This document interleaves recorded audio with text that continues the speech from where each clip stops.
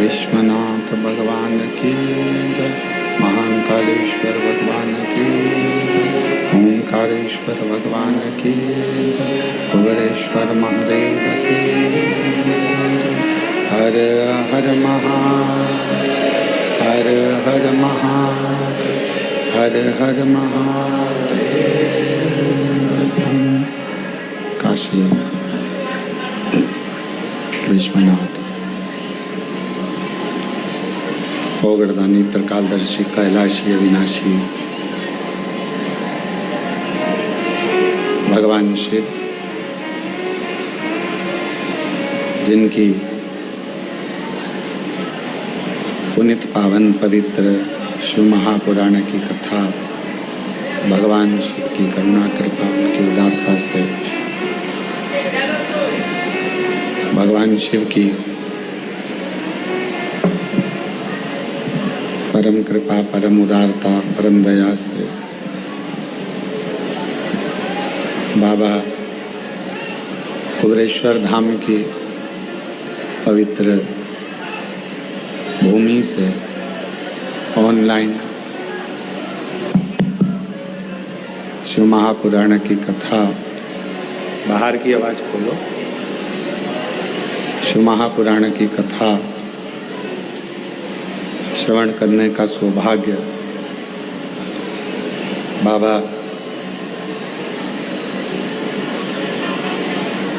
देवादिदेव महादेव की करुणा से ये पवित्र पावन बाबा कुबेरेश्वर कुबेर भंडारी की भूमि, जहाँ 5 दिवसीय ऑनलाइन शिव महापुराण की कथा श्रवण करने का सौभाग्य प्राप्त हुआ। कोई पुण्य आप सभी के हैं जो आप लोग कंकर शंकर का पूजन करने के लिए कुबेरेश्वर धाम आए थे, रुद्राक्ष लेने के लिए बाबा कुबेर भंडारी के दरवाजे पर पहुँचे थे और बाबा की कृपा से आप सभी को ये शिव पुराण की कथा यहाँ श्रवण करने को मिल गई। ये शंकर की बड़ी उदारता, बड़ी कृपा।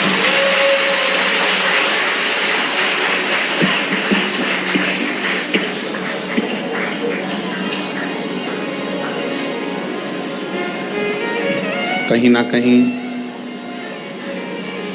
बाबा को जब करुणा करना होती है तो ऐसे ही कृपा करता है। यजमान परिवार जिन्होंने आज व्यासपीठ का पूजन करा भाग्यशाली हैं, जो बाबा देवादिदेव महादेव के धाम पर आकर आपको आज का यजमान बनने का सौभाग्य प्राप्त हुआ। कहीं पूर्व जन्म का कोई पुण्य आपका प्रकट।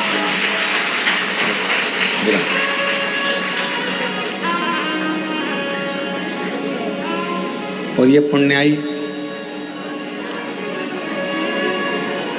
5 दिवसीय शिव महापुराण की कथा आस्था चैनल के माध्यम से, फेसबुक यूट्यूब के माध्यम से, घर में रहकर, दुकानों पर रहकर, ऑफिस में रहकर इस कथा का लाभ आप और हम सब ले रहे हैं।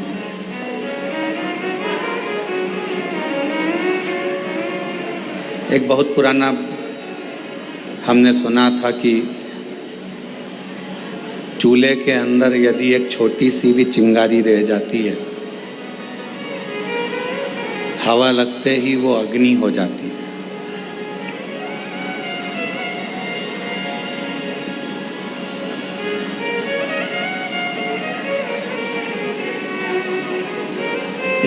छोटी सी चिंगारी बाद में अग्नि का रूप ले लेती है। बस हवा लगी उसमें और उसने अग्नि का रूप लिया।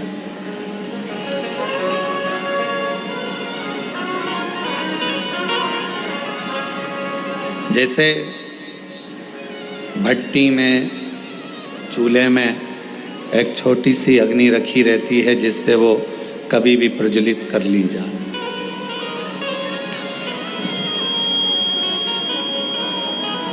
उसी तरह मेरे देवाधिदेव महादेव भी जब पृथ्वी पर भेजते हैं, जन्म देते हैं, माँ के गर्भ से आपका हमारा जन्म होता है।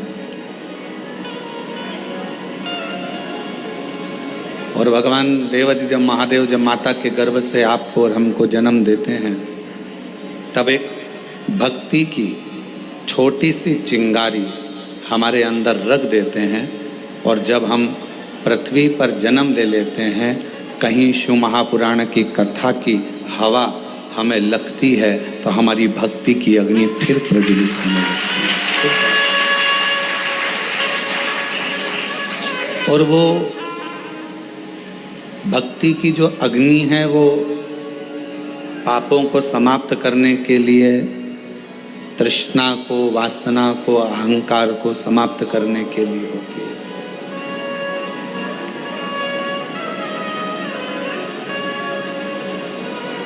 यहाँ बैठकर आप कंकर शंकर का पूजन करें, 108 बैठकर 108 बार श्री शिवाय नमस्तुभ्यम का जाप करें।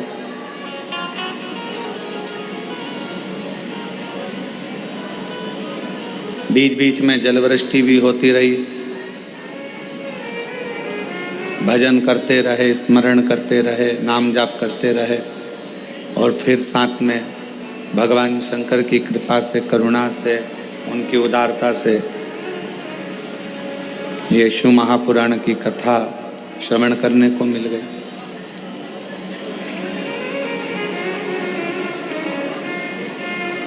हमारे पूर्व का कोई प्रारब्ध होगा जिस प्रारब्ध के कारण हमको ये सब मिल रहा है। पूर्व का कोई प्रारब्ध होगा, कोई अच्छा कर्म होगा जिसके कारण बस हमें सनातन धर्म में जन्म मिला, भारत वतन मिला और भगवान देवाधिदेव महादेव की कथा मिली। ये हमारे पूर्व का कोई अच्छा कर्म है।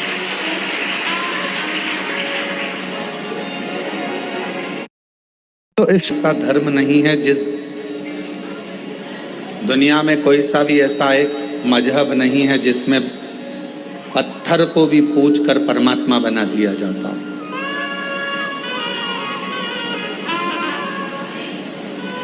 भारत की भूमि पर केवल एक सनातन धर्म ऐसा है, हिंदू धर्म ऐसा है जो एक पत्थर को भी पूज कर परमात्मा बना देते हैं और परमात्मा की आराधना करते हैं।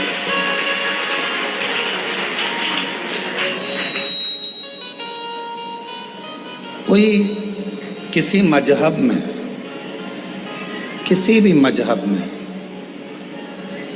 परमात्मा की पूजन कर कर, एक कंकर की पूजन कर कर, एक पाषाण की पूजन कर कर उसमें परमात्मा कैसे देखें?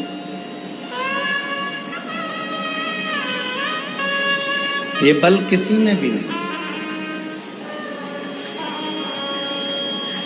लोग सनातन धर्म की हंसी उड़ाते हैं, हिंदू धर्म की हंसी उड़ाते हैं कि ये तो पत्थर की पूजन कर रहे हैं, नदियों को माता कहते हैं, पशुओं को भी देवता कहते हैं, वृक्ष को भी भगवान कहते हैं, पर्वत को भी भगवान कहते हैं। दुनिया के लोग सनातन धर्म की हंसी उड़ाते हैं। पर दुनिया के लोगों से हम कहें, हंसी ना उड़ाकर आप अपने खुद के मजहब को देखो और हमारे सनातन हिंदू धर्म को देखो। तुम्हारे मजहब में परमात्मा को कंकर से भी नहीं पूजा जाता, उसमें परमात्मा की प्राप्ति नहीं करी जाती। पर हम वो सनातनी हैं जो एक मिट्टी को भी अगर हाथ में उठा लेते हैं तो उसको भी माता कहकर सम्मान देकर उसको अपने मस्तक पर चढ़ा देते हैं। एक मिट्टी को यहाँ दुनिया के लोग आते हैं, कंकर शंकर की भूमि पर पहुँचते हैं, कंकर बीनते हैं, पूजन करते हैं 5 कंकर की। एक कंकर अपने साथ में लेकर जाते हैं, 3 महीने में, 6 महीने में, साल भर में, जब भी वो इधर आते हैं वापिस छोड़ जाते हैं, फिर ले जाते हैं।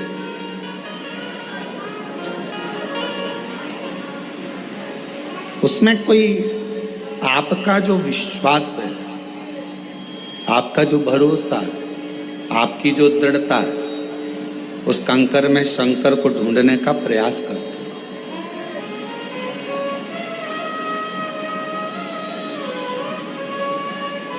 और मैंने तेरे ही भरोसे बाबा, तेरे ही भरोसे हवा भी उड़ती जावांगी बाबा।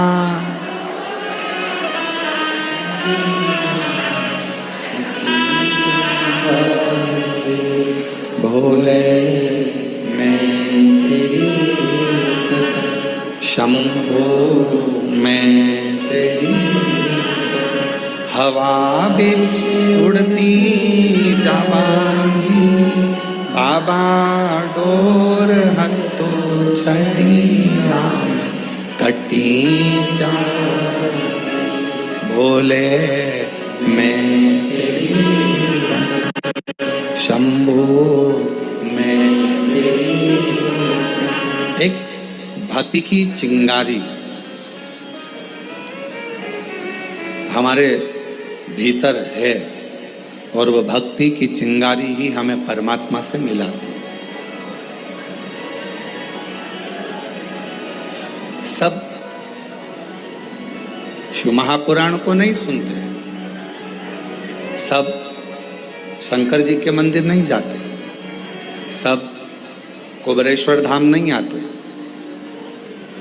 कौन शिव महापुराण की कथा सुन रहा है, कौन शंकर जी के मंदिर जा रहा है, कौन कुबेरेश्वर धाम जा रहा है, कौन उज्जैनी, कौन विश्वनाथ जा रहा है, कौन गंगा को नहा रहा है, कौन आराधना कर रहा है, साधना कर रहा है। भगवान ने सबको अपने, जिसके हृदय में भक्ति देकर परमात्मा ने भेजा, और थोड़ी सी भी हवा उस भक्ति की चिंगारी पर पड़ी, परमात्मा ने उसको खींचकर कुबेरेश्वर धाम की धरा तक दिया। भगवान ने बुलाया, और वो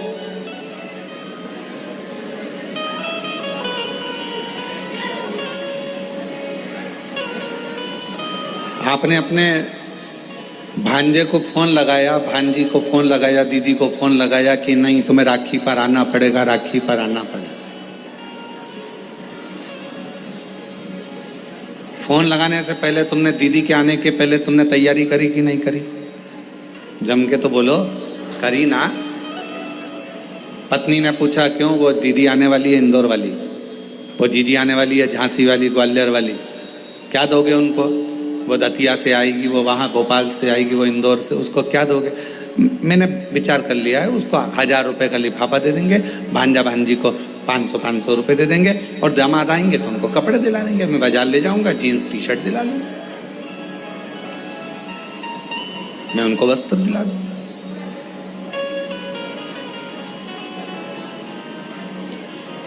बहन को घर पर बुलाया, भांजे को घर पर बुलाया, उसके पहले तुमने व्यवस्था कर ली देने की।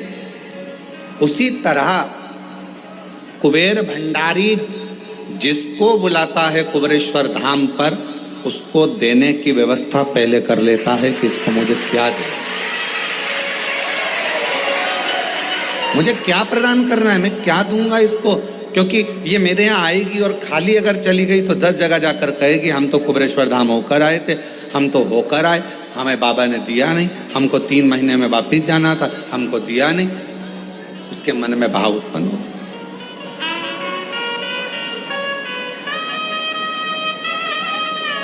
वो व्यवस्था करता है पहले।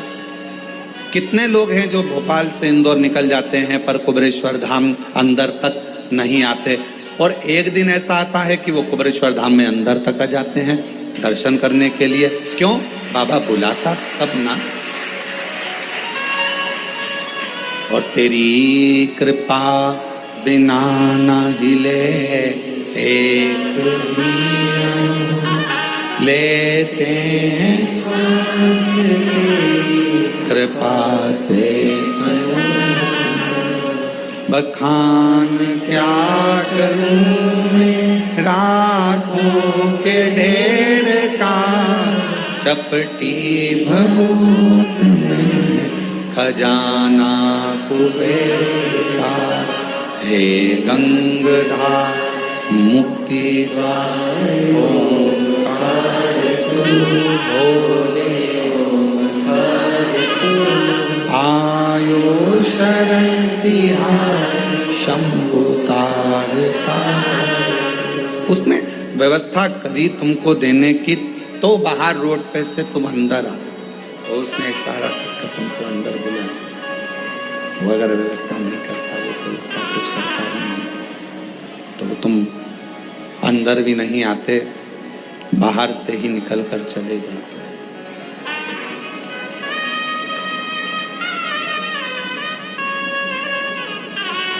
जो आया पहुंचे, बाबा का दर्शन किया, जल चढ़ाया, 108 बार श्री शिवाय नमस्तुभ्यम कहा, कंकर शंकर पूजन करी, मंत्र जाप किया, नाम जाप किया, स्मरण किया, तो शिव त्रिकालदर्शी कैलाशी अविनाशी भगवान शंकर करुणा क्यों ना करें, कृपा क्यों ना करें।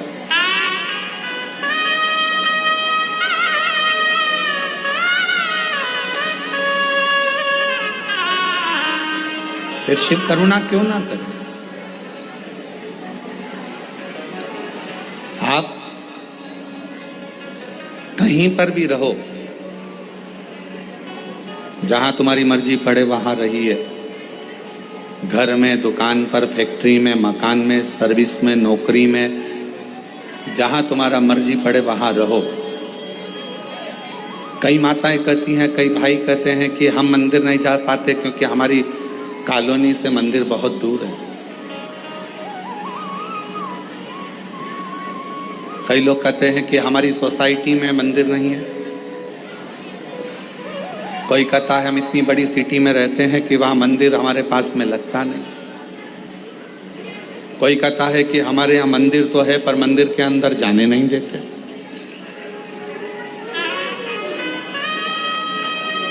हम मंदिर के अंदर भी नहीं पहुंच पाते। कई लोग हैं और कई तरह की बाधाएं भी हैं मनुष्य के साथ। ऐसा नहीं है कि हमने आपसे कह दिया कि एक लोटा जल चढ़ाने जाओ।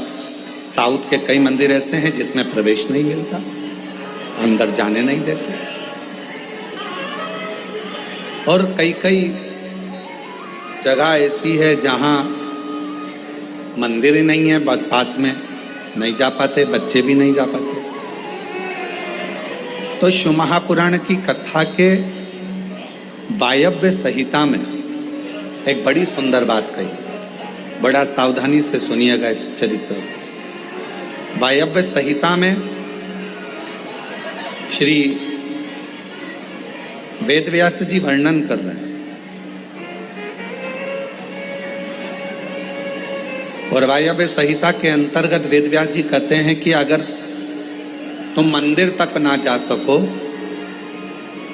तुम शिव पर एक लोटा जल चढ़ाने के लिए अपने नजदीक के शिवालय में, देवालय में ना जा सकें, कोई मंदिर नजदीक नहीं है, कोई शिवालय नजदीक नहीं है, तो वायव्य संहिता में वेदव्यास जी कहते हैं कि अपने घर में यदि बेलपत्र का वृक्ष है, बेलपत्र का छोटा सा भी अगर पौधा है, तो उसमें थोड़ा भी जल आप प्रतिदिन चढ़ा रहे हो तो समझ लेना कि 12 ज्योतिर्लिंग में आप जल चढ़ा रहे हैं। 12। ये वायव्य संहिता कर। मान लो मंदिर नजदीक में नहीं है, बीमारी बहुत ज्यादा है, तकलीफ बहुत ज्यादा है, और कहा हमने कथा में सुना है कि जल चढ़ाने जाना चाहिए, तो वहां बेलपत्र का अपने गमले में एक छोटा सा पौधा लगा, छोटा सा पौधा, और छोटा सा पौधा लगाकर उस पौधे की परवरिश करो, जल चढ़ाओ। जब वो पौधा बड़ा हो जाए तो किसी बगीचे में जाकर, कहीं शिवालय में, देवालय में, कहीं पर एकांत में उस पौधे को लगा दो।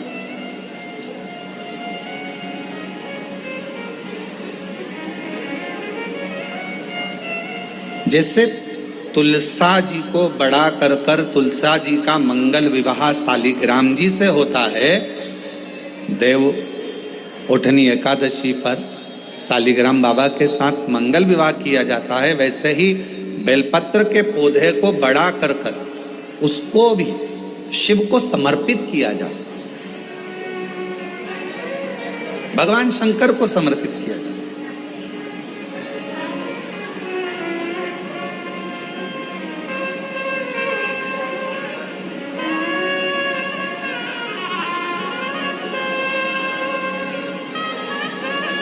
पर उस पौधे को पहले आपको बड़ा करना पड़ता है। पहले जैसे बेटी को बड़ा करते हैं और फिर उसका कन्यादान करते हैं, बेटी को बड़ा कर कर कन्यादान देते हैं, उसी तरह से बेलपत्र के पौधे को बड़ा कर कर उसकी आराधना साधना कर कर फिर उसका दान दिया जाए।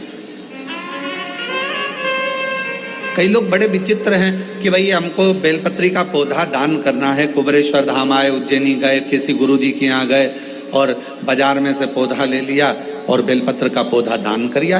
उसको कम से कम थोड़ा समय अपने घर में तो रखो।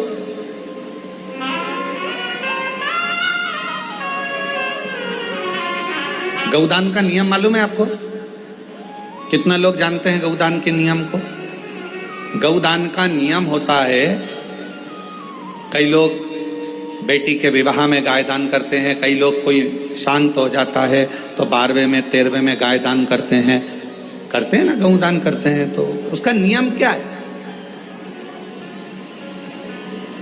गौदान का नियम होता है कि गाय को अगर दादा परदादा के लिए दान कर रहे हो, वो चले गए, शांत हो गए, उनके 12वें में, उनके 13वें में, उनके 1 महीने के बाद अगर आप दान कर रहे हो, 12वें 13वें में दे रहे हो, या कन्यादान बेटी का कर रहे हो, उसमें गौदान कर रहे हो, या तुम्हारा मन हुआ का गौदान करना है हमारे पूर्वजों, तो पहले उस गाय बछड़े को अपने घर में रखकर उसकी सेवा करना पड़ेगी 1 रात्रि 2 रात्रि, उसके बाद गौदान करो। पहले उसकी सेवा तो करो।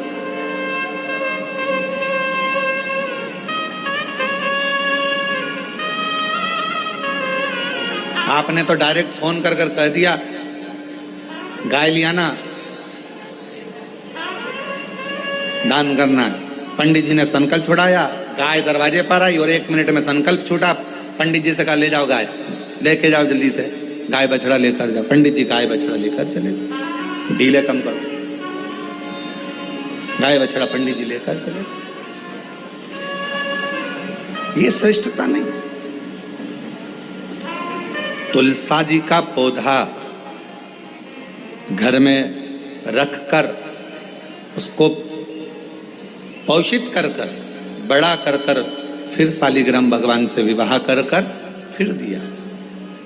बेलपत्र का पौधा पहले बड़ा कर कर अपने घर में थोड़ा सा, नहीं ज्यादा रख सकते तो 8 दिन 7 दिन 5 दिन 15 दिन 20 दिन 1 महीना 2 महीना 4 महीना 6 महीना जितना आपका रख सकते हो रखकर फिर किसी जगह पर लगाए।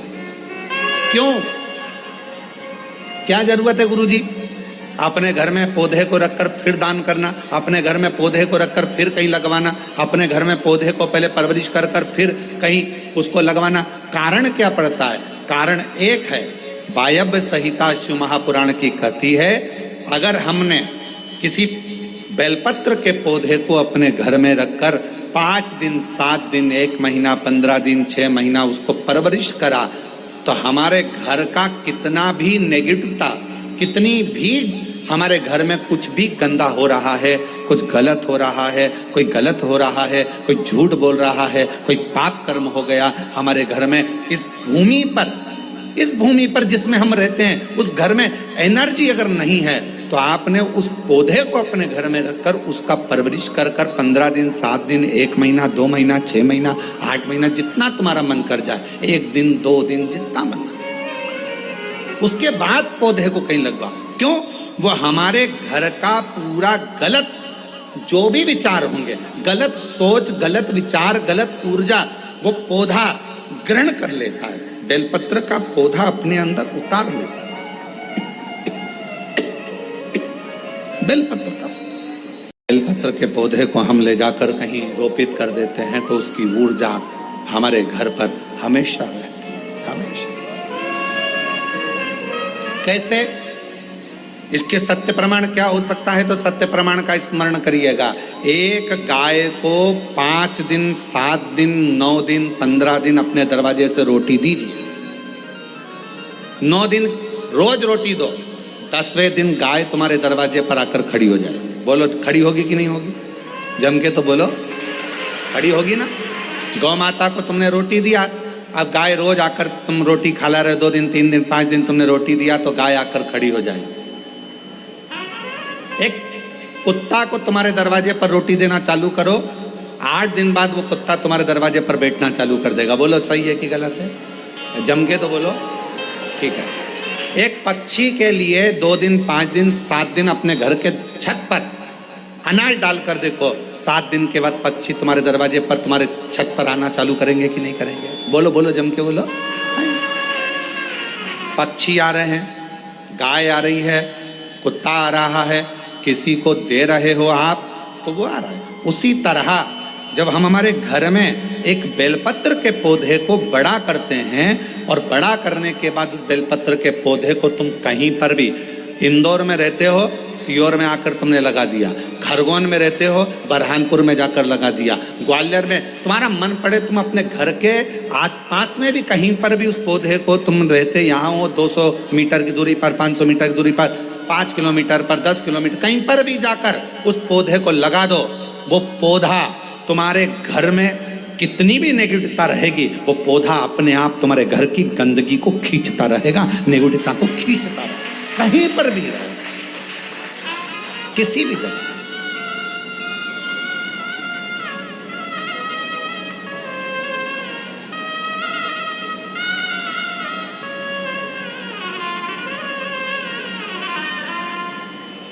उस ऊर्जा को वो पौधा अपने पास की ऊर्जा को देता रहता है, देता रहता है। और सरल भाषा में समझो, वायव्य संहिता को, व्यास जी महाराज द्वारा रचित शिव महापुराण की वायव्य संहिता और सरल भाषा में समझो। बेटी को शादी कर दिया, बेटी चली गई अमेरिका, ठीक है। अमेरिका में जाने के बाद, अमेरिका में पहुंचने के बाद बेटी को तुम्हारी याद आ रही कि नहीं आ रही है? जम के बोलो जरा। तुम्हें बेटी की याद आ रही कि नहीं आ रही है? आ रही। याद आ गई तो वो कभी ना कभी तो तुमसे फ़ोन पर बात करेगी, मम्मी कैसी हो, मैं पहुंच गई हूँ, अच्छे से हूँ, अभी कितनी बज रही है तुम्हारे इंडिया में, हमारे यहाँ तो ये टाइम हो रहा है। बेटी से बात करो उसकी, अर्थात वो अपनी ऊर्जा से तुम्हारी ऊर्जा की ओर अग्रसर। अपने घर में रखे हुए बेलपत्र के पौधे को अपन ने जो पाला है, जो अपने पौधे को पोषित किया है, बड़ा किया है, 6 महीना, 2 महीना, 15 दिन, 1 दिन, 8 दिन, जितना भी तुम रखे हो, उसके बाद तुम कहीं पर भी जाकर लगाओगे, तुम्हारे घर का जो गंदगी होगी, जो दुख होगा, जो तकलीफ होगी, वो पौधा उसको खींचते चले जाएगा और अपनी ऊर्जा देता चलेगा, अपनी ऊर्जा। एक बेलपत्र में कितना बल है, कितना, एक बेलपत्र की ऊर्जा में कितना बल है। एक पत्र है, अच्छा है, देखिए।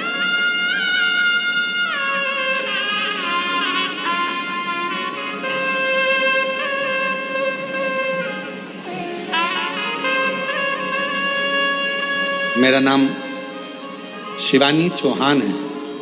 मैं रहने वाली निवासी मनासा जिला देवास से आई हूँ।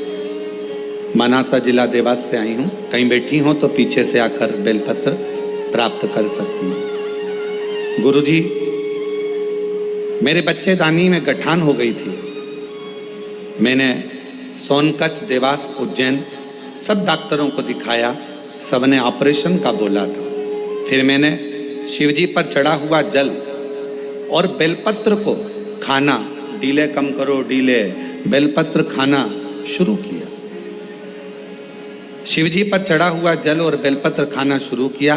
फिर मैं 5 दिन के बाद डॉक्टर को बताने गई तो उन्होंने बताया कि गठान गल चुकी है, ऑपरेशन की कोई जरूरत नहीं है। ये पत्र ऑपरेशन की कोई जरूरत नहीं। गठान गल गई।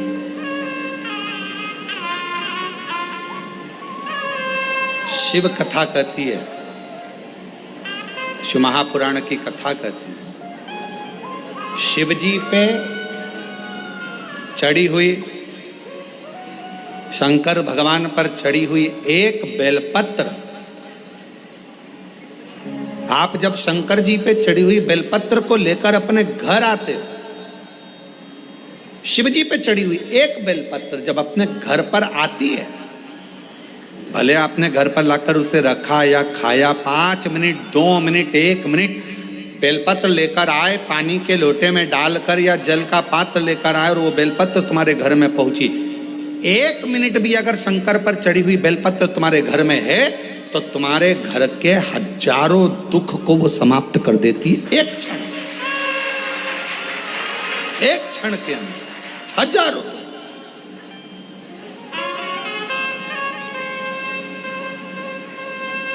एक पत्र और है, देखिए, अच्छा है, बहुत अच्छा है।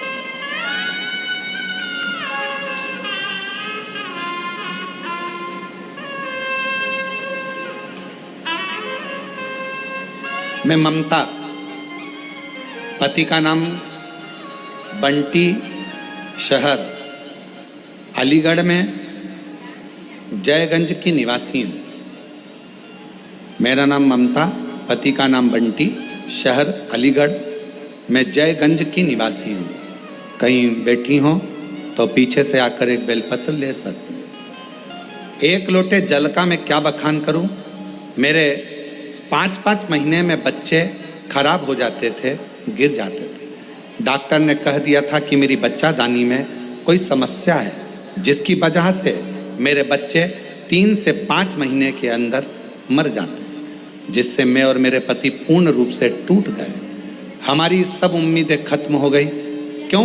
क्योंकि डॉक्टर ने कह दिया था कि संतान सुख नहीं हो सकती। तभी मेरी एक सहेली, एक पड़ोसी ने पशुपतिनाथ व्रत और आपकी कथा के बारे में बताया, तो मैंने पशुपतिनाथ का व्रत करना शुरू किया। कथा सुनना लगी आपकी, और मेरे पति 1 लोटा जल लेकर मंदिर जाने लगे। एक दिन कथा में आपने आंकड़े की जड़ का प्रयोग बताया। बाबा की कृपा से 3 महीने भी नहीं हुए थे कि मेरा फिर गर्भ ठहर गया, लेकिन गर्भ 4थे महीने में आते से ही पहले जैसी परेशानी आने लगी। डॉक्टर ने कहा कि तुम्हारी बच्चादानी फिर बेकार हो रही है, इसमें टांके लगाना पड़ेंगे। तब हमने कहा, घबरा गए, डर गए, कहा ठीक है सर, हम 2 दिन के बाद में फिर हम शिव जी के मंदिर जाते।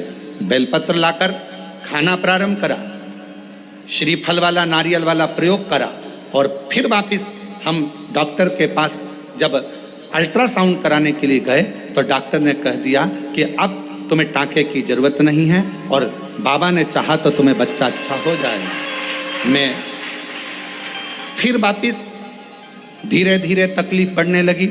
डॉक्टर के हिसाब से लगा कि बच्चा पूरा नहीं होगा। घबरा गए। तब फिर बाबा की बेलपत्र लाते, अपने पास में रख लेते। ना जाने उस बेलपत्र में ऐसा क्या कि बेलपत्र को लाते से ही दुख कटना प्रारंभ हो गया, और बाबा की कृपा से डॉक्टर भी सोच में पड़ गए। 5 जनवरी 2024 को मुझे पुत्र रत्न की प्राप्ति हुई, जो पूर्ण रूप से स्वस्थ है। ये एक बेलपत्र के अंदर, एक बेलपत्र के बल कितना आ जाए।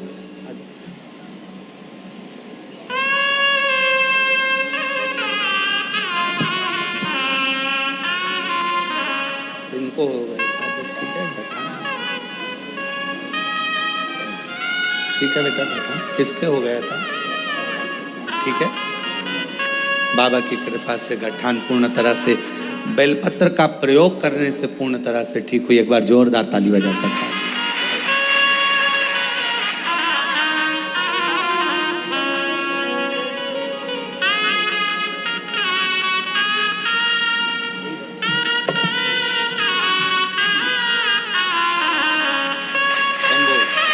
एक बार जोरदार ताली बजाकर।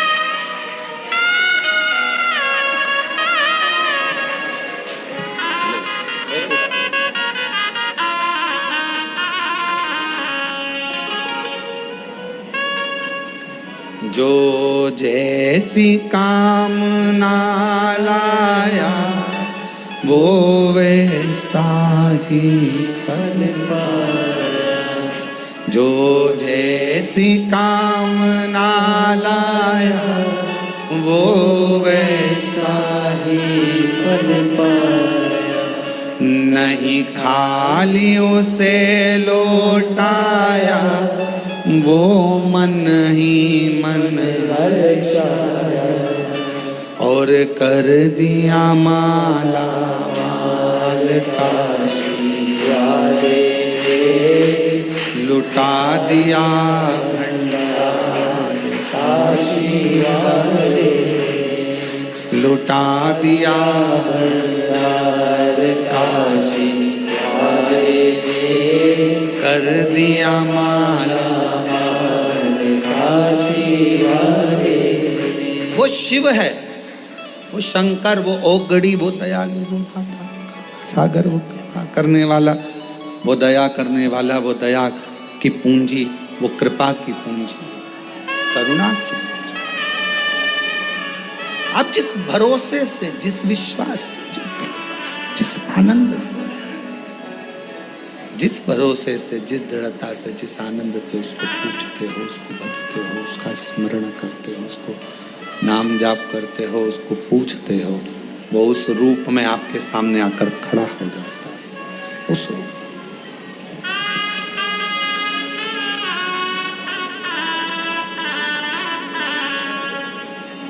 आपको लग रहा होगा कि आप शिव महापुराण की कथा सुनने के लिए बैठे हो, पर उसको चिंता हो रही होगी कि आया है तो इसको कुछ ना कुछ देकर भेजना पड़ेगा।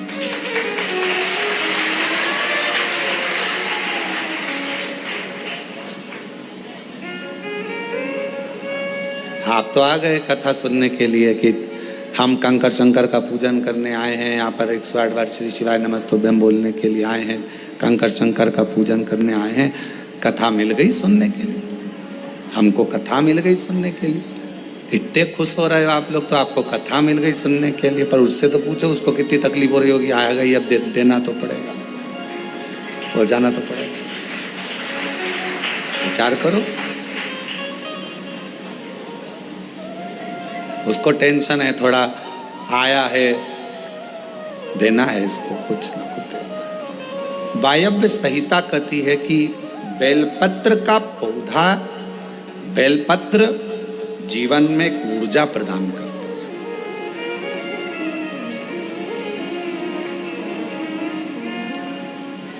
आप करके देखो, एक प्रैक्टिकल जरूर करो। थोड़े दिन अपने घर में एक बेलपत्र के पौधे को रखो, छत पर, गार्डन में, गच्ची पर, बाहर, उसकी सेवा करो, उसका जल चढ़ाओ। फुर्सत मिल जाए तो 2 मिनट बैठकर उसके पास में आप श्री नाम श्री शिवाय नमस्तुभ्यम लीजिए।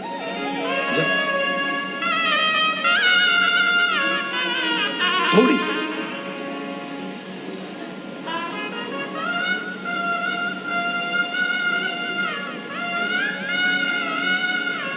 हमारे यहाँ बाबा का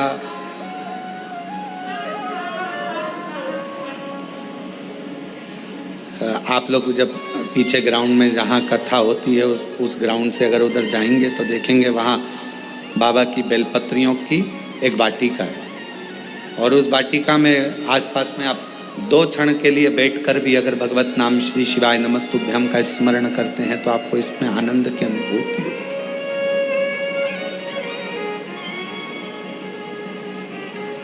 आनंद की अनुभूति होती है शिव नाम से।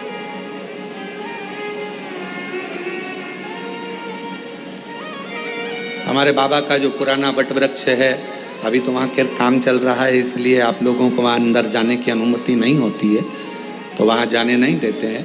पर जो पुराना वट वृक्ष है वहाँ पर भी आप कभी जब वहाँ का काम पूरा हो जाएगा तो आप लोग दर्शन करेंगे। जब आप वहाँ पहुँचेंगे, बैठेंगे, वहाँ की ऊर्जा का स्मरण करेंगे तो आपको ज्ञात होगा।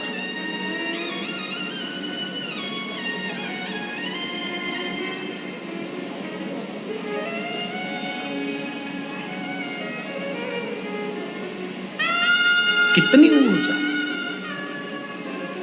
कितना बल एक बेलपत्र के पत्र में होता है, कितना बल।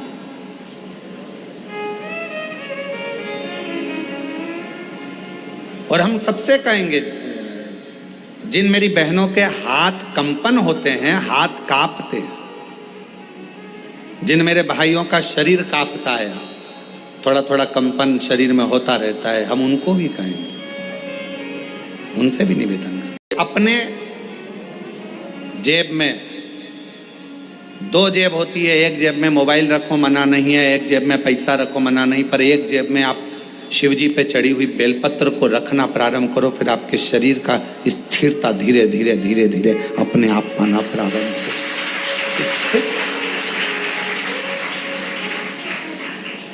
जिनका शरीर कांपता है, डॉक्टर का इलाज करवाओ। डॉक्टर शिव का एक रूप है, दवाइयाँ लो, गोलियाँ लो, जांचें कराओ, पर साथ में कहीं अगर बेलपत्र का पौधा है, बेलपत्र का वृक्ष है, उस बेलपत्र के वृक्ष की छांव में थोड़ी देर बैठकर, बेल के वृक्ष की छांव में बैठकर श्री शिवाय नमस्तुभ्यम का स्मरण करो। 8 दिन 15 दिन कर कर देखो, 16वें दिन हमको पत्र लिखकर भेजना कि तुम्हारे हाथ पैर कांपने में थोड़ी आनंद हुआ कि नहीं हुआ, ठीक होना चालू हुआ कि नहीं। ऊर्जा, एक बेलपत्र की पत्ती में वो बल होता है, एक बेलपत्र के वृक्ष में वो बल होता है जो सुख प्रदान करता है।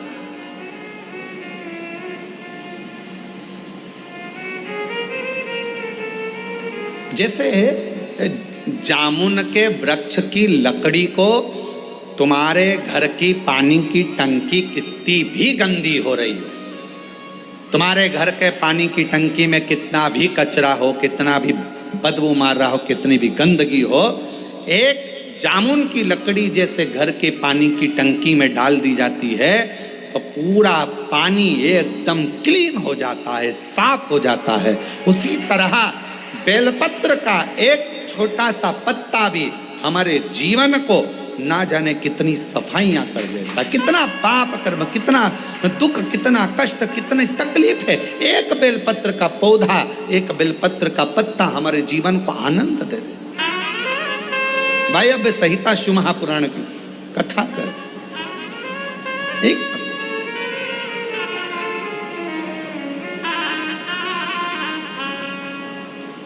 वो माता एक कीर्तन गाती हैं, इस बेलपत्र में क्या बल है जिसमें मेरा भोला मगन है। क्या बल है इस बेलपत्र में, क्या बल। कल हरतालिका तीज रहेगी, 26 तारीख की हरतालिका तीज है। कल पूरा भारत, पूरा विश्व, जगह जगह पर माताएं फुलेरा बांधेंगी। उस फुलेरे का दर्शन करने के लिए भले तुम्हारा व्रत हो चाहे ना हो, पर 5 फुलेरे का दर्शन अवश्य कर कर आओ, अपने जीवन को धन्य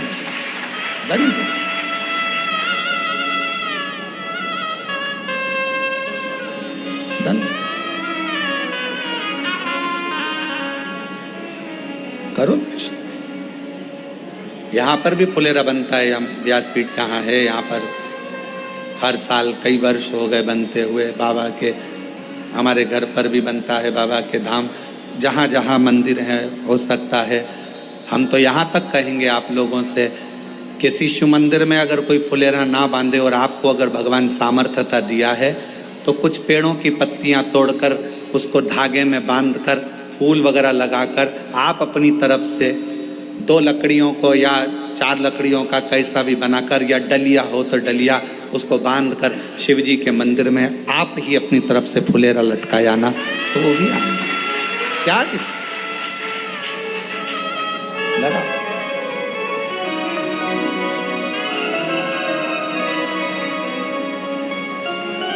टेढ़ा सा मुकुट सिर पर, वो कहते हैं ना, टेढ़ा सा चंद्र सिर पर रखा है किस अदा से,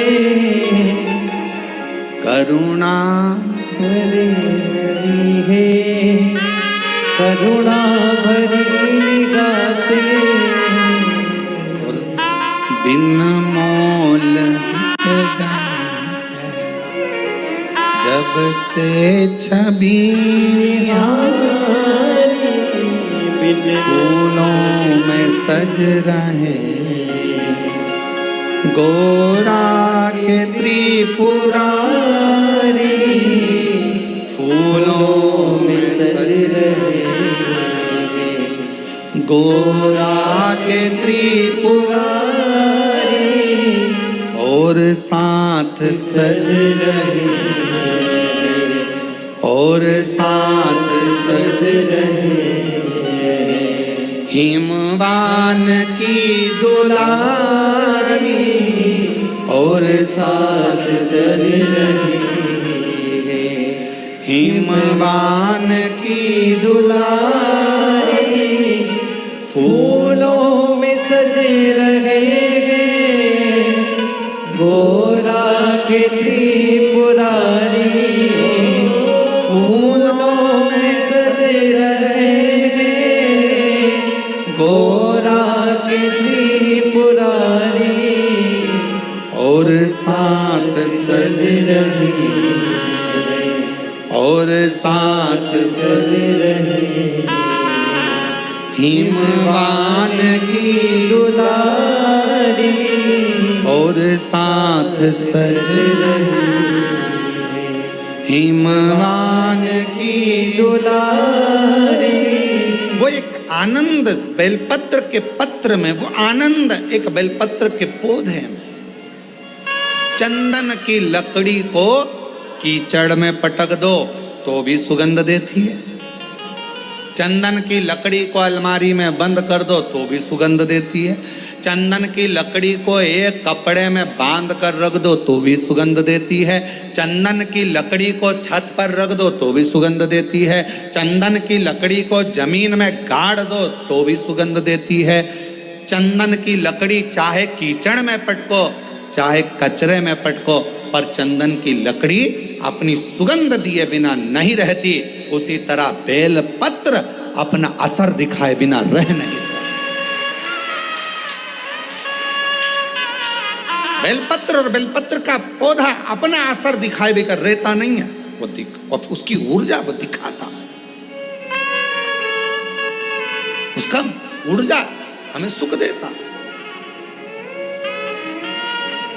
शिव जी के मंदिर में जाओ ना तो तुम वहां से प्रसाद मांगो ना मांगो पर एक बेलपत्र का प्रयास करा करो। हाँ, यहाँ लोग आते हैं, बेलपत्र कई माताएं पूजन कर कर चली जाती हैं, वहाँ बेलपत्र पड़ी रहती है, कई माताएं उसको उठा लेती है, धोती है, खा लेती है,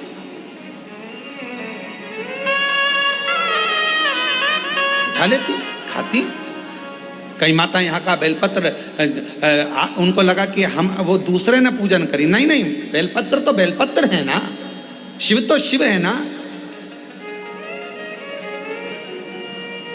किसी ने कह दिया शंकर जी के मंदिर में कौन कैसा बेलपत्र चढ़ा कर गया, कौन की क्या कामना थी, शंकर जी को बेलपत्र चढ़ा कर गया, वो बेलपत्र हम उठा कर लिया है, खा लिया तो कोई कष्ट तो, अरे कौन ने कहा कष्ट, बेलपत्र अपना असर दिखाता है।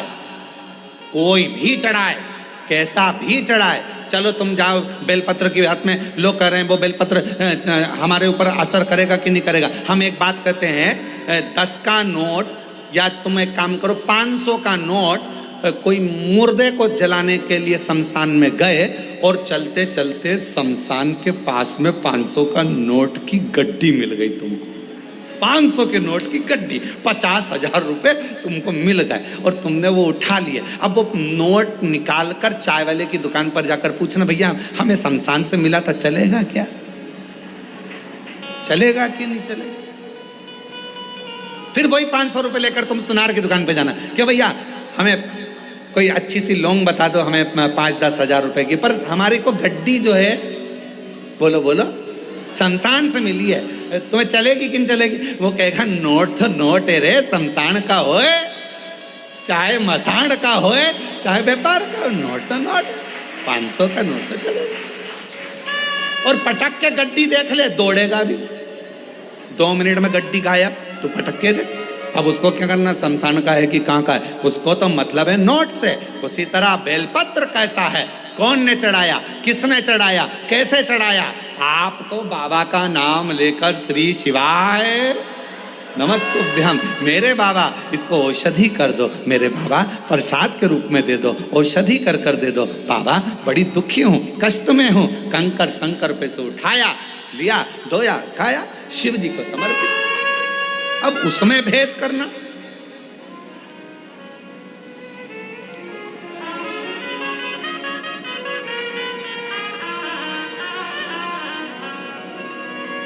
नोट तो नोट है, चाहे वो शमशान में हो, चाहे वो मकान में हो, चाहे वो बंगले में हो, चाहे वो झोपड़े में हो, नोट अपना काम अपनी जगह का।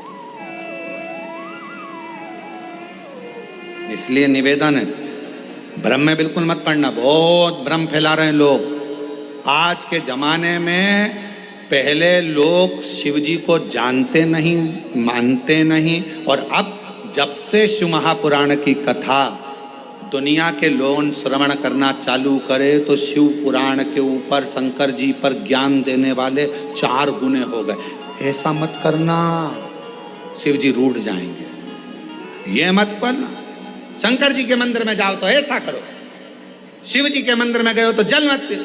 ज्ञान देने वाले शंकर जी के प्रति दुनिया ढेर सारी हो जाएगी। जब सोशल मीडिया खोलोगे, इंस्टाग्राम खोलोगे, व्हाट्सएप खोलोगे, फेसबुक खोलोगे, तुम्हें ढेर सारे मिल जाएंगे। शिव जी का ऐसा, शिव जी का वैसा। कहीं मत पढ़ो, तुम तो तुम्हारे पास में गीता प्रेस गोरखपुर की शिव पुराण लेकर आओ, घर में पढ़ो और अध्ययन करो। और जब कुबेरेश्वर बाबा की कृपा हो जाए और कभी तुम्हारे को टीवी पर कथा श्रवण करने को बाबा कुबेर भंडारी की सुनने को मिल जाए तो उस पर स्मरण करो कि बाबा हमको क्या, कुछ सुनो, भटकना नहीं है। जब कोई 10 तरह की बातें बताने लगे कि अपन ने सुन रखा है कि बेलपत्र खाने से रोग मिटेगा, अपन ने सुन रखा है कि शंकर जी पे चढ़ा हुआ जल हमारा कल्याण करेगा, फिर कोई ज्ञान दे तो टीवी बंद कर दो। फिर कोई कहे कि ऐसा मत करो, वैसा मत करो, तो मोबाइल में रील चैन, फिर अपने को नहीं देख, क्योंकि अपना विश्वास टूटता, अपना भरोसा टूटता। एक तरफ तो हम भरोसा कर रहे हैं कि हमारा शंकर हमारे दुख हरेगा, और दूसरी तरफ हमने किसी के मुंह से ऐसा सुन लिया, फिर हमारा भरोसा टूट गया। ऐसा करूंगी तो ऐसा हो गया, मतलब मन फिर 2 हो गए, फिर डोल गए। अभी तक एक मन था, मतलब जिससे प्रेम करा उसके प्रति तुम्हारा इतना समर्पण हो गया कि नहीं शादी करूंगी तो तेर से ही करूंगी, भले तू भेंगा होए पर तेर से ही करूंगी, चाहे कुछ भी हो तेर से करूंगी, चाहे कहीं नहीं जाऊंगा तेर से करूंगी। अब थोड़े समय के बाद मालूम पड़े फिर मन डोल गया कि नहीं, इससे ज्यादा धन तो कहीं दूसरी जगह पर है। फिर अब निकल मन,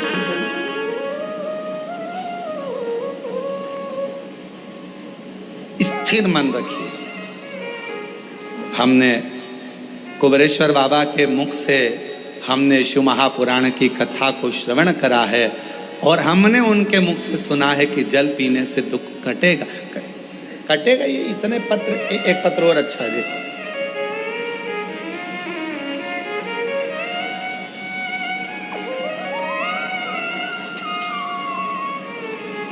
अभी कुछ समय बाद हम यहाँ पर एक बड़ा एक रूम बना रहे हैं कांच का। जितने पत्र बाहर भी पढ़ते हैं कथाओं में, और जितने पत्र यहाँ आते हैं, जिनको बाबा ने कृपा करी, उन सब के पत्र, आप कहाँ हो उससे मतलब नहीं, आपका पत्र मेरे बाबा के दरवाजे पर हमेशा आपके रूप में रहेगा। ये पत्र इकट्ठे करें।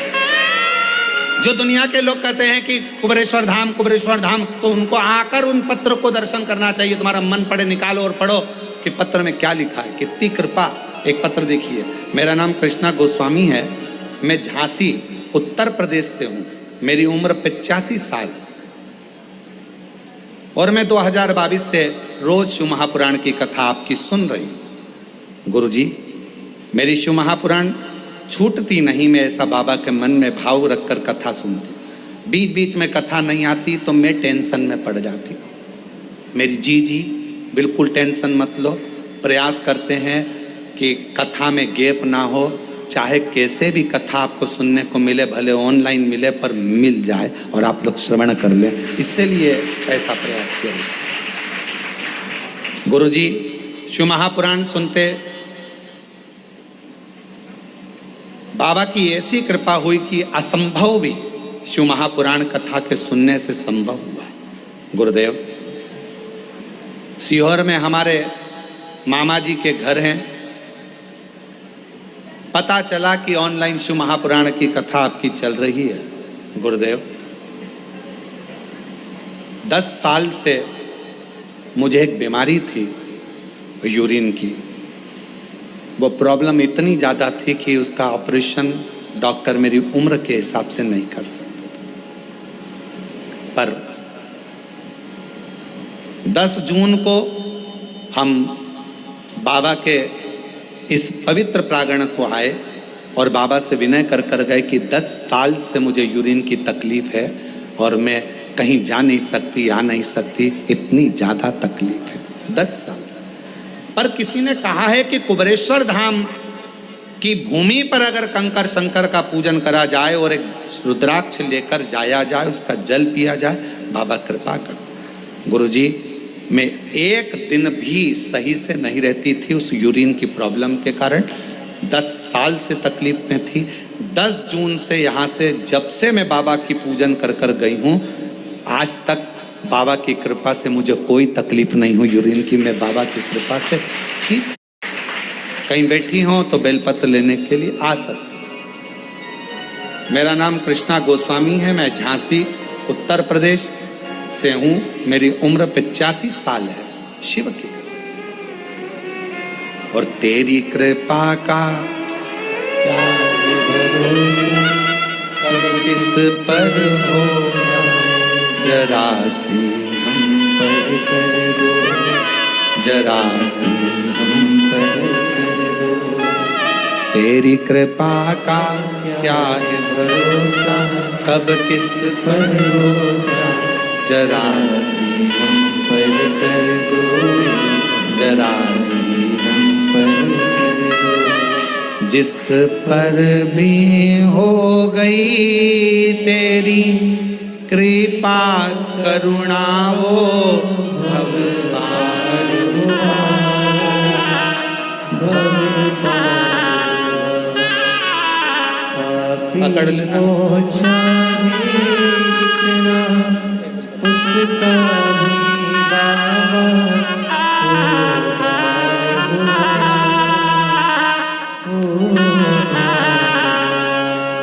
आ जाओ, धीरे से आ जाओ। जैसे तेरे मन को जरा सी हम पर कर दो, जरा सी हम पर कर दो। तेरी कृपा का क्या है भरोसा, कब किस पर हो जाए, जरा सी हम पर कर दो, जरा सी हम पर कर दो। जिस पर भी हो गई तेरी कृपा करुणा, वो भव पार हुआ, भव पार हुआ। पापी हो चाहे जितना, उसका भी बाबा उद्धार हुआ, उद्धार हुआ। गिद्ध अजामिल गणिका जैसे तेरे मन को भाए, जरा हम पर कर दो, जरा हम पर कर दो। जैसे चंदन की लकड़ी को कहीं पर भी दबा दो, चंदन की लकड़ी भले कीचड़ में पड़ी हो पर वो अपनी सुगंध देती ही देती है। उसी तरह बेलपत्र कैसा भी हो वो हमको फल देता ही देता है। उसका आनंद हमारी जिंदगी में सुख प्रदान करता है। इसलिए तेरे डमरू की धुन सुन के मैं काशी नगरिया हूँ। तेरे डमरू की धुन सुन के मैं काशी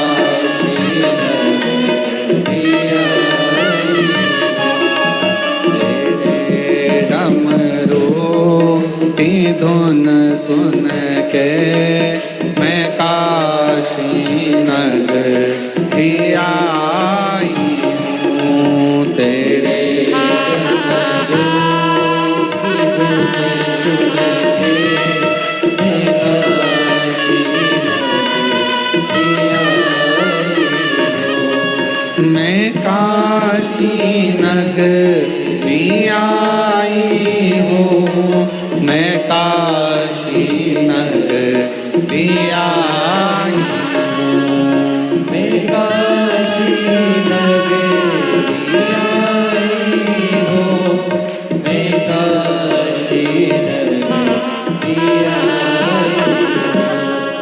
मेरे भोले ओ बम भोले, मैं काशी नगरी आई हूँ, मेरे भोले। प्रेशर बोलो। ओ बम भोले, मैं काशी नगरी आई हूँ। रे भोले ओ बम भोले, मैं काशी नगरी आई हूँ, मेरे भोले ओ बम भोले, मैं काशी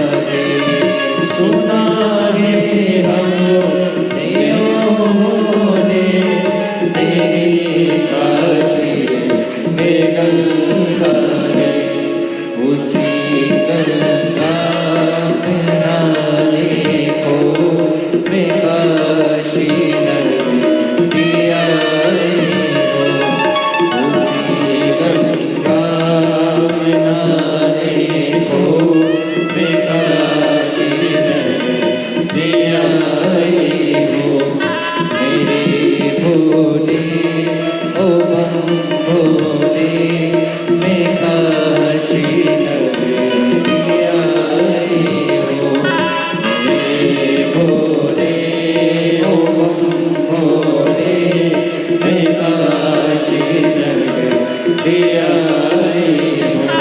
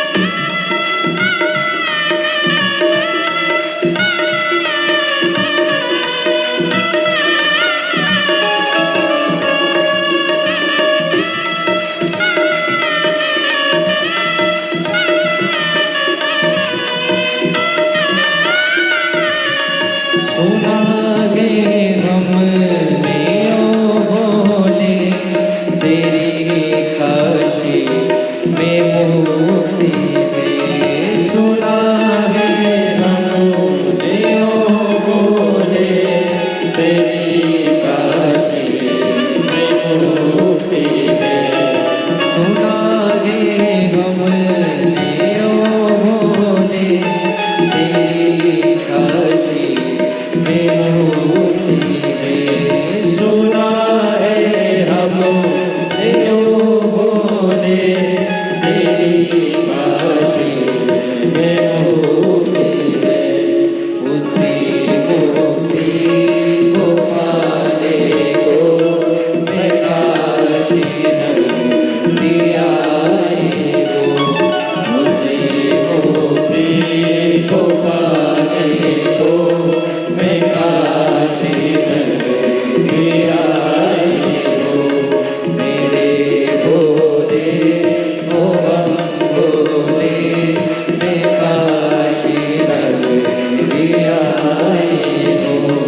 मेरे भोले ओ बम भोले मैं काशी नगरी आई हूँ। सुना है हमने ओ भोले तेरी काशी में गौरा है।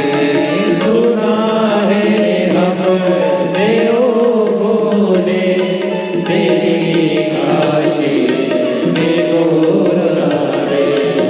सुना है हमने ओ भोले तेरी काशी में गौरा है।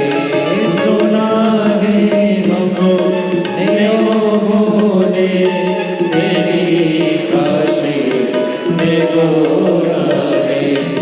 उसी गौरा को पाने को मैं काशी नगरी आई हूँ।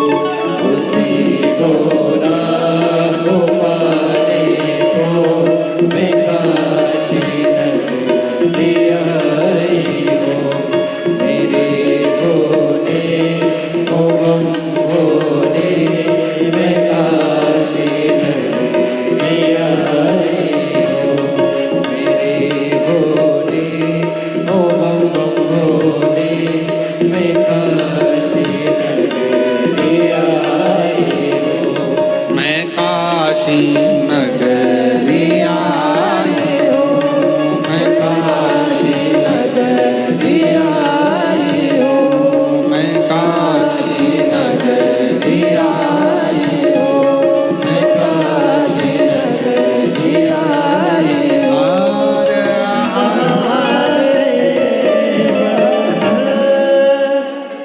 अपने स्थान पर बैठकर भगवान शिव जी से अपने मन का भाव कहिए, दिल से प्रार्थना करो, विनय करो, निवेदन करो।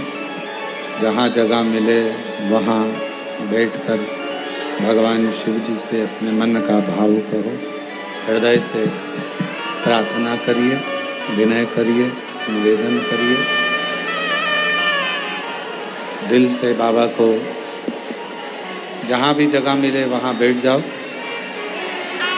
और बाबा को अपने हृदय का भाव बड़े आनंद के साथ कहिए।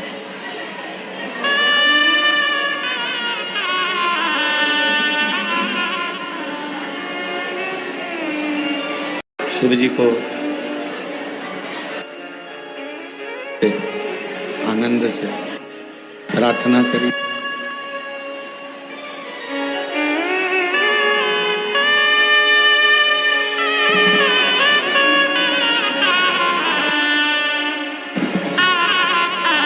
शिव कृपा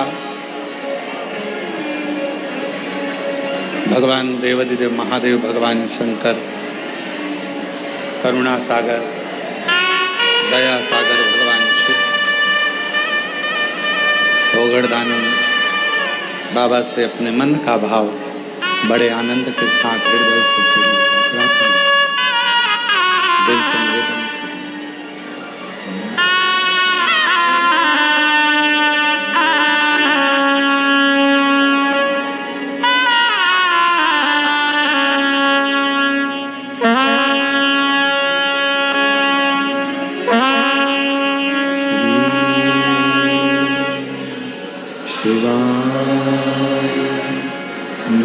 नमस्तुभ्यं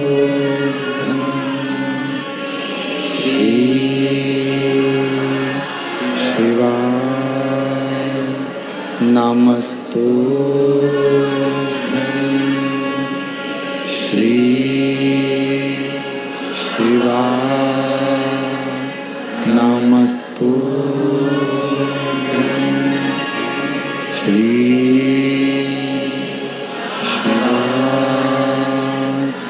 नमस्तुभ्यं श्री शिवाय नमस्तुभ्यं भोला सब दुख काटो ओ भोला सब दुख काटो शिव शंकर जपो तेरी माला भोले बाबा जपो तेरी माला भोला सब दुख काटो ओ भोला सब दुख काटो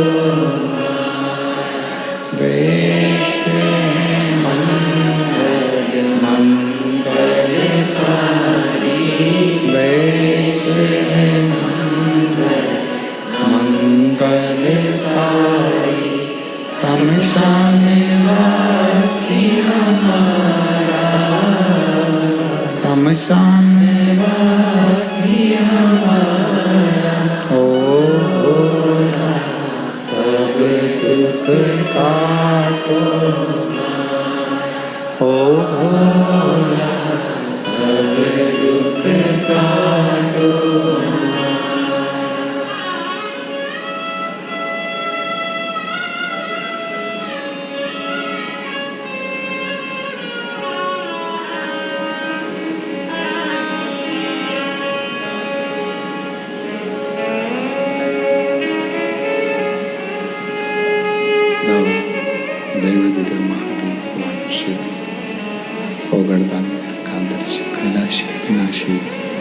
भगवान शंकर दया करने वाले दातार भगवान शिव करुणा करने वाले करुणा सागर भगवान शंकर जो नित्य नूतन कृपा करते हैं दया करते हैं करुणा करते हैं वैसे भगवान देवदेव महादेव भगवान शंकर की करुणा कृपा दया उनकी उदारता उनकी करुणा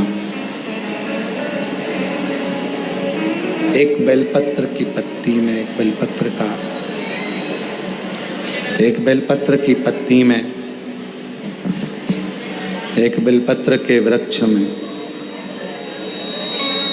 जो बल होता है जो ऊर्जा होती है वो ऊर्जा कोई साधारण नहीं होती है। शिव महापुराण की वायव्य संहिता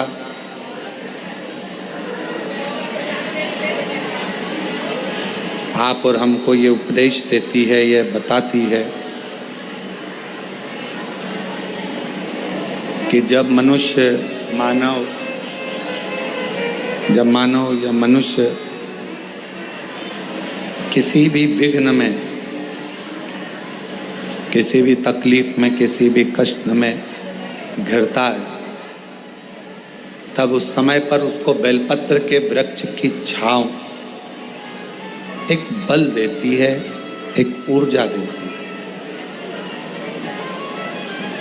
एक बल देगी, एक ऊर्जा देगी।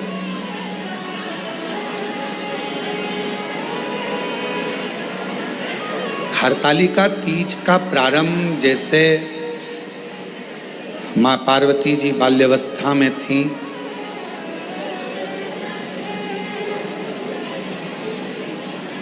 पिताजी उनका ध्यान रखते और कहते कि कहाँ भटक रही हो तुम, क्यों इधर उधर जाना, कहाँ पहुँचना, क्यों जाना।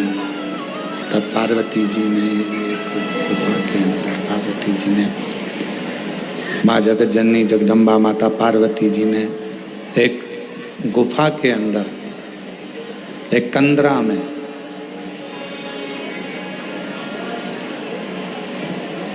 बालू का शिवलिंग बनाकर एक कंदरा में बालू का शिवलिंग बनाकर अपनी सहेलियों के साथ में हरताली का व्रत किया।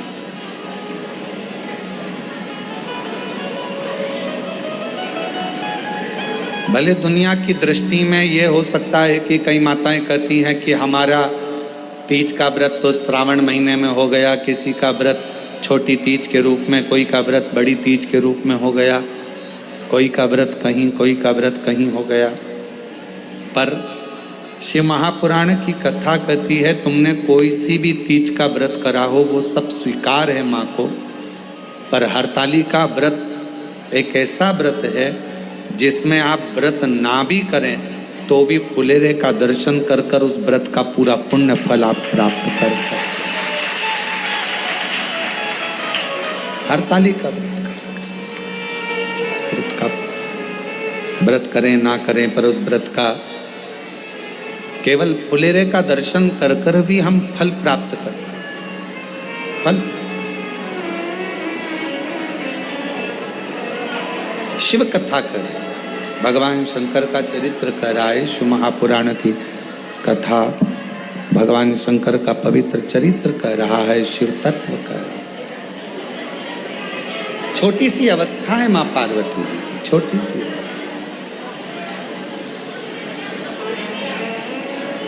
और माँ जगतजननी पार्वती जी की जब छोटी सी अवस्था है और उस अवस्था में अपनी सहेलियों के साथ में कंदराओं में पहुंच जाना, वन में पहुंच जाना और कंदराओं में जाकर भगवान शंकर की आराधना करना, अर्थात शिव महापुराण की कथा हमको सीख देती है कि अपने घर के बच्चों को, छोटे छोटे घर के जो बच्चे हैं उनको प्रयास करा करो कि उनको ये सीख दी जाए कि तुम शंकर जी के मंदिर में एक लोटा जल चढ़ाने के लिए जाओ, जल समर्पित करने के लिए जाओ। एक कथा आप लोगों ने श्रवण करी होगी श्रीमद् भागवत कथा में कि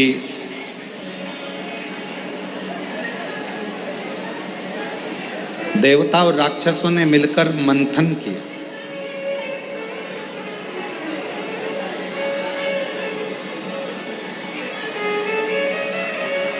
और देवता राक्षस मिलकर मंथन कर कर अमृत की प्राप्ति कर रहे। पर उस अमृत से पहले जब वो अमृत प्राप्त होता है उसके पहले गौ माता भी निकलती है उस मंथन में, विष भी निकलता है उस मंथन में।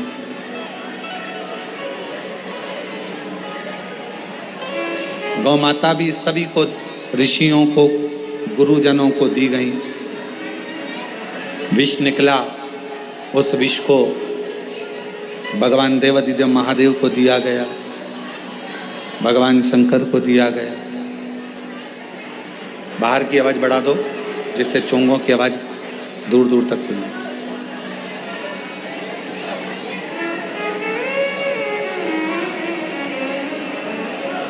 फिर आखिरी में शिव महापुराण की कथा कहती है फिर अमृत प्राप्त हो, अमृत। और कितनी बड़ी सुंदर विचित्र कथा है शिव महापुराण में। देवता और राक्षस मिलकर मंथन करे, उस मंथन में बाद में अमृत की प्राप्ति।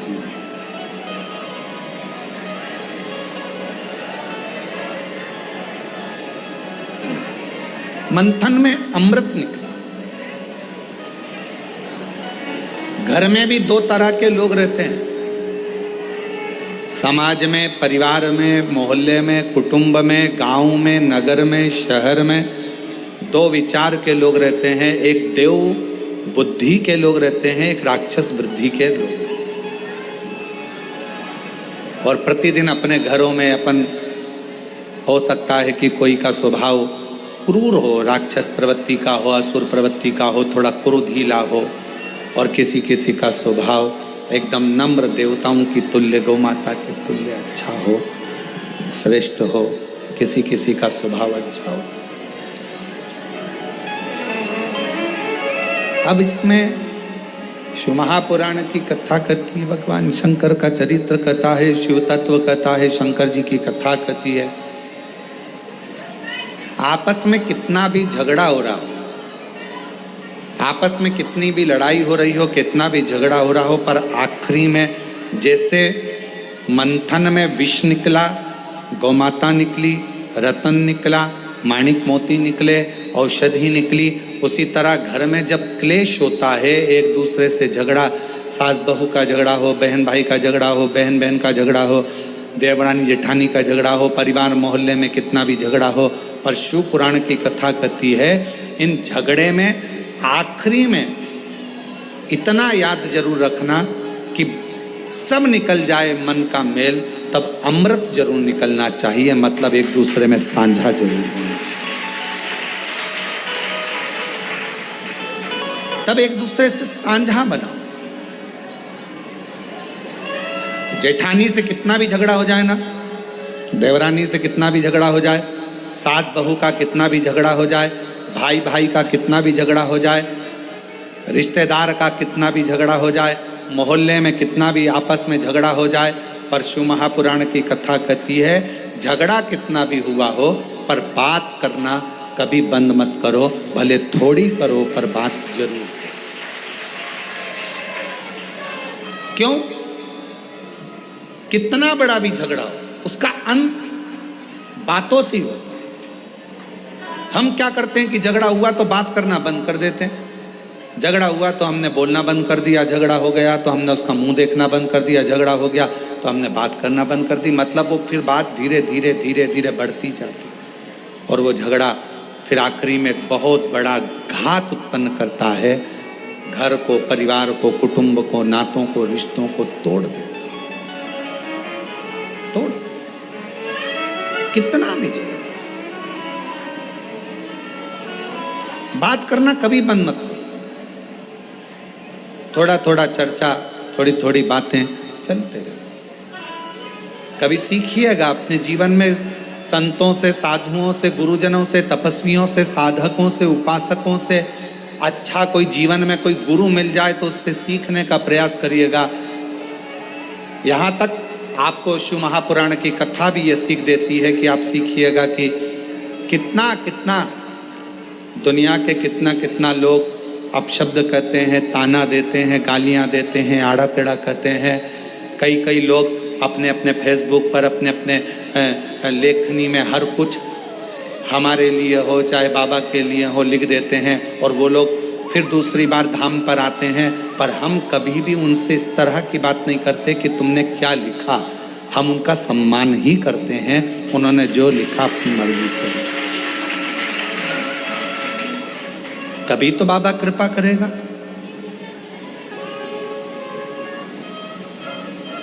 दुनिया के लोग न्याय करने में जल्दबाजी कर सकते हैं, पर मेरा शंकर भगवान, मेरा कुबरेश्वर बाबा एक ना एक दिन न्याय जरूर करता है।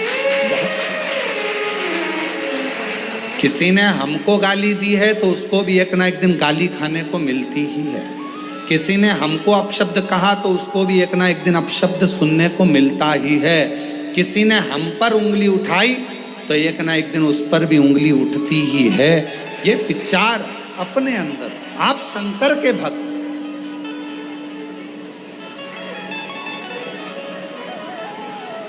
आप विद्वान हैं, आप किसी पर उंगली उठा रहे हो तो एक दिन कोई बड़ा विद्वान आपको भी मिलेगा, आप पर भी उंगली उठाए, फिर उसको भी कोई मिलेगा तो वो भी उंगली उठाए।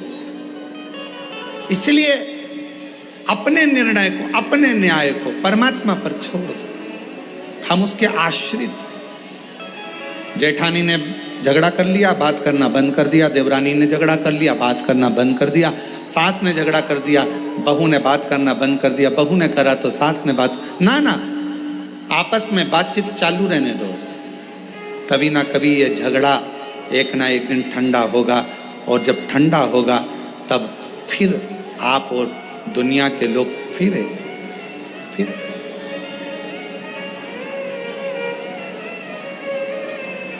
एक मंथन हुआ, समुद्र मंथन में विष निकला, गौ माता निकली, औषधि निकली, रतन निकला, माणिक मोती निकले, उसके बाद में अमृत बाद में निकला, अमृत बाद में। और बाद में हुआ क्या, आखिरी में हुआ क्या, भगवान नारायण, भगवान विष्णु मोहिनी स्वरूप धारण कर आ गए, और मोहिनी स्वरूप धारण कर आए, और जितने जितने असुर थे, राक्षस थे, वो सारे राक्षस उस मोहिनी स्वरूप को देखने में लग गए। देखने उस मोहिनी स्वरूप। आज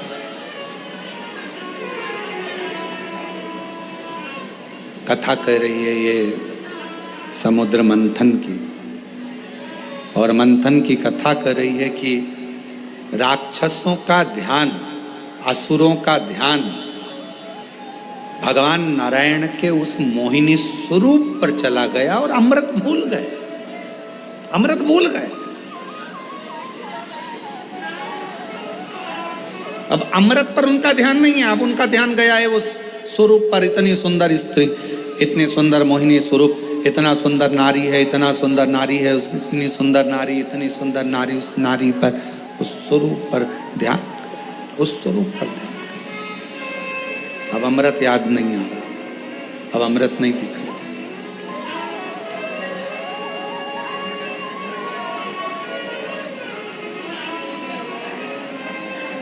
जिसकी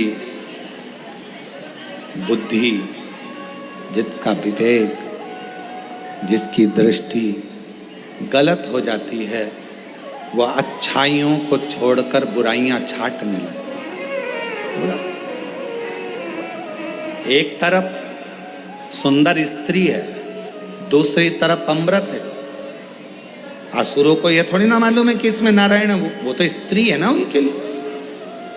एक तरफ सुंदर स्त्री है, एक तरफ अमृत है।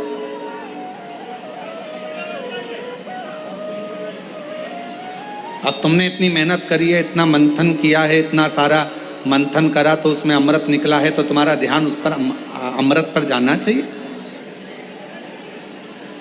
4 बैग होते हैं, 4 बैग हैं, 4 बैग में एक में कपड़ा भरा हुआ है, एक में सामान भरा हुआ है, एक में अपना ओढ़ने का, बिछाने का भरा हुआ है, सब सामान रखा है। 4 बैग में से एक बैग ऐसा रहता है जिस बैग में आपका 200-500 1000 2000 रुपये रखे रहते हैं आने जाने के लिए। कोई मोबाइल रखा रहता है, कोई सामान रखा रहता है। तो आप सबसे ज़्यादा ध्यान कौन से बैग का रखते हो? उसी का रखोगे ना जिसमें अपना धन होगा, जिसमें अपना मोबाइल होगा, जिसमें अपना पर्स होगा, जिसमें अपना सामान होगा। ध्यान तो वही आएगा। पर देवताओं ने इतनी मेहनत करी, असुरों ने इतनी मेहनत करी, मंथन कर अमृत निकाला, तो असुरों का ध्यान तो उस अमृत की ओर जाना चाहिए था, पर असुरों का ध्यान सुंदरता पर चले गए। बड़ी सुंदरता,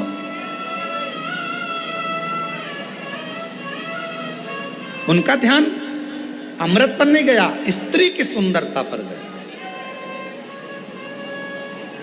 जिंदगी में ऐसा मोड़ आता है, व्यक्ति आकर्षण की ओर खिंचता चला जाता है। आकर्षण,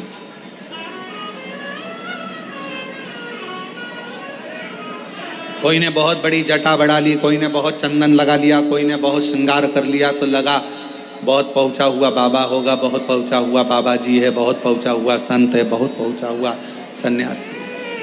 कोई ने फैलारा ज्यादा कर लिया तो बहुत पहुंचा हुआ बाबा होगा, संत होगा। ना ना, इससे पहले साधु की, सन्यासी की, तपस्वी की, साधक की, उपासक की, एक सच्चे भक्त की पहचान केवल एक है, वो अकेला रहे चाहे भीड़ में रहे, उसके चेहरे पर प्रसन्नता बनी ही रहे।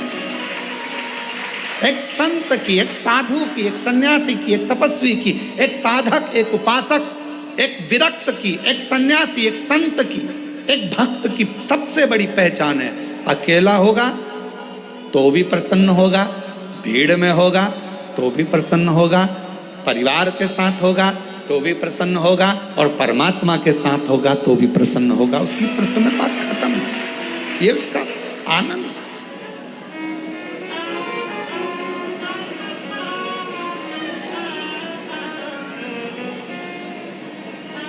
प्रसन्नता। कई लोग ऐसे रहते हैं जो जिंदगी भर उनका चेहरा उतरा ही रहता है, मुंह उतरा ही रहता है, और हम उनसे कहते हैं भगवान ने इतनी सुंदर स्माइल आपको दी है, अच्छे अच्छे दांत हैं आपके, थोड़ा हंसा करो, बुढ़ापे में गिर जाएंगे फिर कैसे हंसोगे, थोड़ा मुस्कुराया करो, थोड़ा मुस्कुरा लिया करो।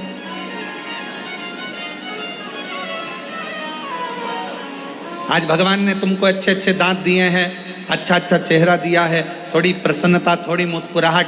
कई लोग ऐसे होते हैं धाम पर भी आते हैं, कुबेरेश्वर धाम पर, तो भी उनका चेहरा उतरा रहता है। हम कहते हैं अपने बाप के घर आई हो तो थोड़ा खिलखिला लिया करो, अपने दामादों से निवेदन है तुम भी मुस्कुरा लिया करो, अपने पिता के घर आए हो थोड़ा प्रसन्न चित्त में रहने का प्रयास करो। तुम्हारी प्रसन्नता से 10 लोगों को प्रसन्नता होती है। कई लोगों ऐसे हो जाते हैं बेचारे, जब धाम पर आते हैं ऐसा लगता है जैसे खूब मार ठोक के आए हैं।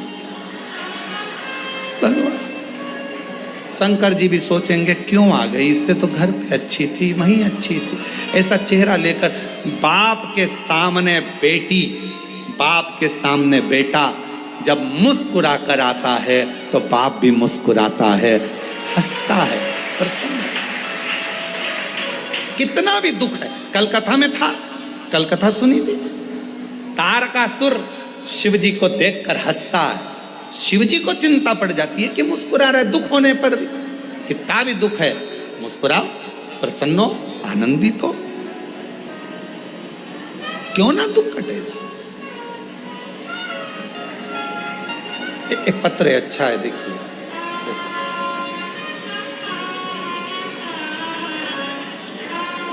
श्रीमती रीना देवी, पति का नाम लवकुश,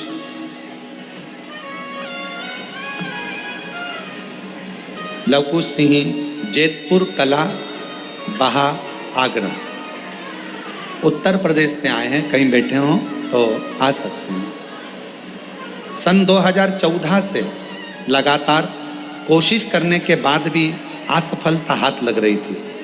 हमारे बड़े बेटे पुत्र ओमकार सिंह सरकारी नौकरी के लिए 2014 से कोशिश कर रहा था। फिर हमारे घर की एक बहन ने बताया शिव महापुराण के बारे में, फिर हमने कथा सुनना प्रारंभ किया, किंतु विश्वास नहीं टिका। फिर वही वाली बात आ गई कि इतनी जल्दी विश्वास नहीं आ सकता। सियोर वाला महाराज पर, कुबेरेश्वर धाम पर इतनी जल्दी विश्वास आ जाना कठिन है। जब तक शंकर की कृपा नहीं होगी तब तक विश्वास आ ही नहीं सकता, आएगा ही नहीं। क्या हो सकता है ऐसा? अब 2014 और अभी क्या चल रहा है, जम के बोलो 2025। हमें विश्वास नहीं आया। हमने सोचा ऐसी पड़ोसन ना जाने कितने कितने महाराजों का बताते रहते हैं, भरोसा। तब पड़ोसन ने कहा आप मेरी बात पर भरोसा मत करो, आप टीवी पर कथा सुनो। हमने टीवी पर कथा सुनना प्रारंभ करा और कथा सुनने के लिए टीवी के सामने बैठ जाते। हमारे बेटे से हमने कहा तू अब की बार एग्जाम दे, बाबा करेगा। बेटे ने फिर एग्जाम दिया, उसका नहीं हुआ। बेटे का मन खराब हुआ कि मम्मी हुआ नहीं। मैंने कहा अब की बार पशुपति व्रत कर, शिव जी के मंदिर में जाकर साफ सफाई कर। मेरे बेटे ने शंकर जी के मंदिर में साफ सफाई करना प्रारंभ कर दिया और साफ सफाई करता, पशुपति व्रत करता। आप कहते हो कि मेहनत को 4 गुना बढ़ाओ, मेरे बेटे ने अपनी मेहनत को 4 गुना बढ़ाया और आज बाबा को धन्यवाद देने के लिए आई हूँ। गुरुजी, बाबा थोड़ा नहीं देता, देता है तो छप्पर फाड़ कर देता है। मेरे बाबा से तो एक बेटे की जॉब मांगी थी सरकारी, पर मेरे बाबा ने मेरे दोनों बेटों की सरकारी नौकरी लगा दी। मैं बाबा को प्रणाम करने, मेरे दोनों बेटों की सरकारी नौकरी लगवा दी और दोनों का बीएसएफ में हो गया। मैं बाबा को प्रणाम करने के लिए आई।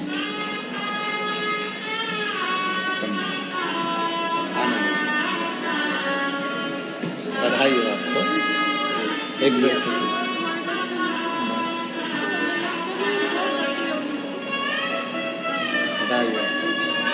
बधाई आपको, तो दोनों का बधाई। बहुत अच्छा। शिव, दो बेटों का एक साथ सरकारी नौकरी लगा। एक बार जोरदार ताली बजाकर शिव।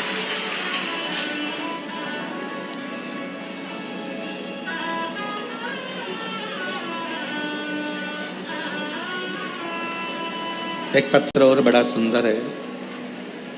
मैं राजस्थान के जिला सीकर तारापुर की रहने वाली हूँ। मेरा नाम रेणु है, पति का नाम जितेंद्र है। एक लोटे जल का मैं क्या वर्णन करूं गुरुदेव। मैं पहले शिव को मानती नहीं थी, मैं कभी भी आपकी कथा नहीं सुनती थी।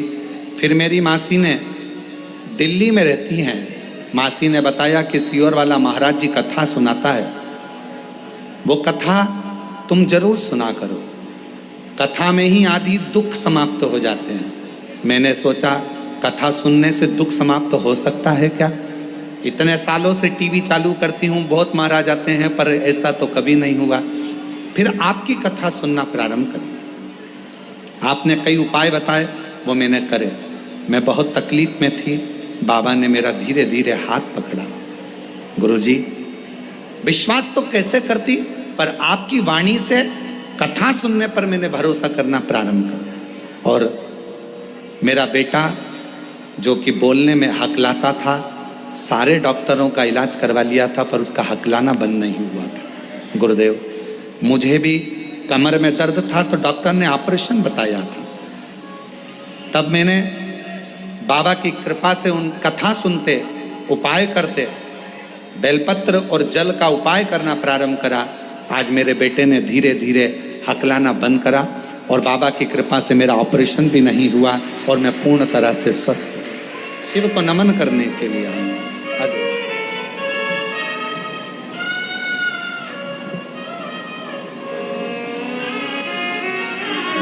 बधाई बधाई, एक ही बेटे को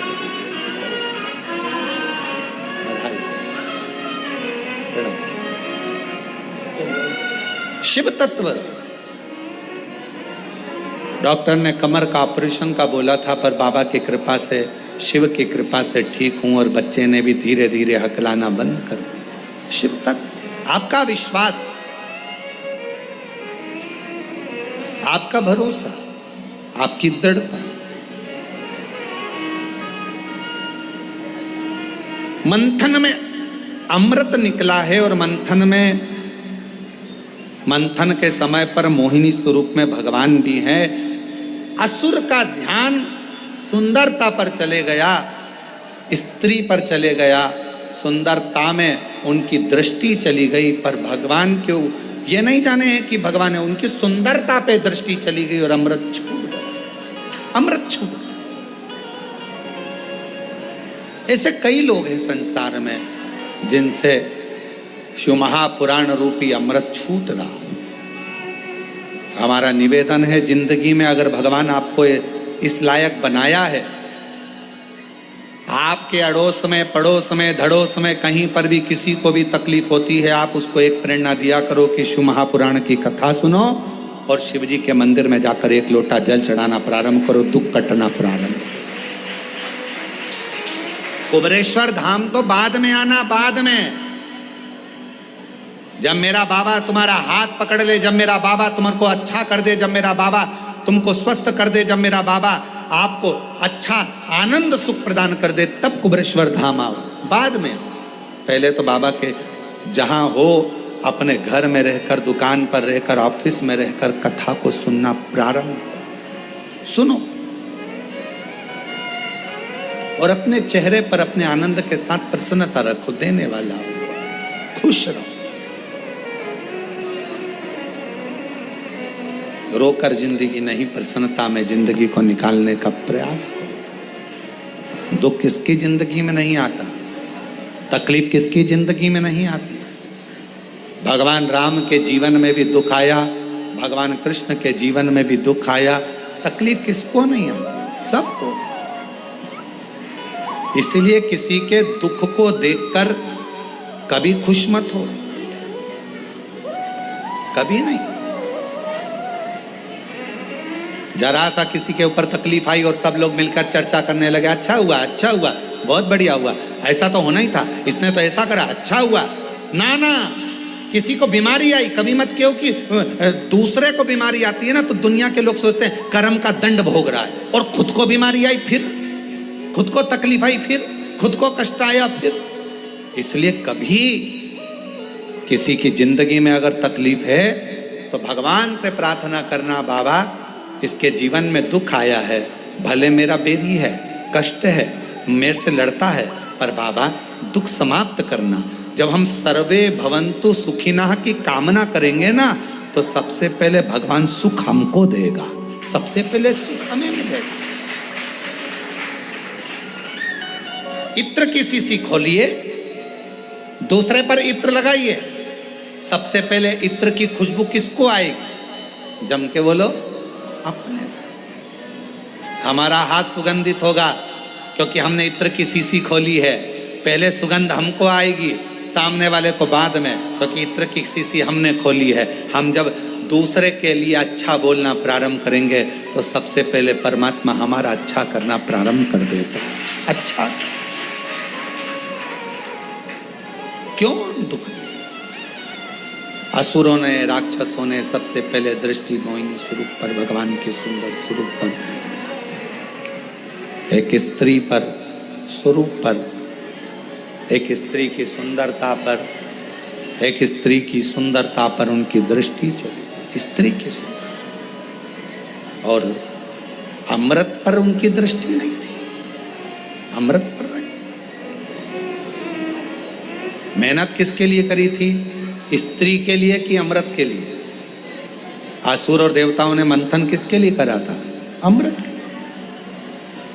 पर दुनिया की चमक के आगे स्त्री की सुंदरता के, ये चल नहीं रहे हैं क्या?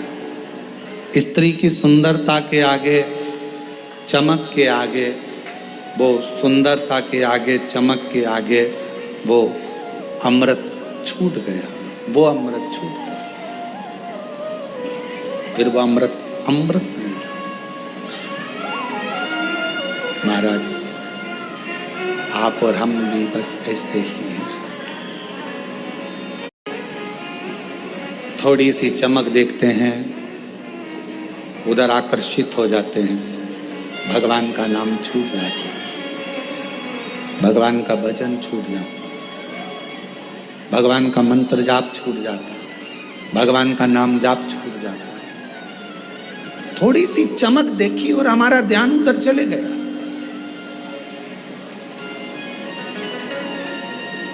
ध्यान गया। पर शिव महापुराण की कथा सुनने वाले जो श्रोता है ना, हमने देखा है, बड़े बड़े पंडालों में भी देखा और ये ऑनलाइन कथा में यहाँ कुबेरेश्वर धाम पर भी देखा, पीछे कितना पानी गिर गया, पीछे के लोग कितने चिल्ला लिए, पीछे के लोग क्या कर गए, पर हमने देखा कि तुम एक भी मुड़ के नहीं देखा पीछे की क्या हो रहा। चल कथा चल रही, श्रवण करना है, क्योंकि आप सब इतने चतुर हो गए हो ना कि आपको मालूम है कि सामने देखना है, बिल्कुल ध्यान लगाकर। तब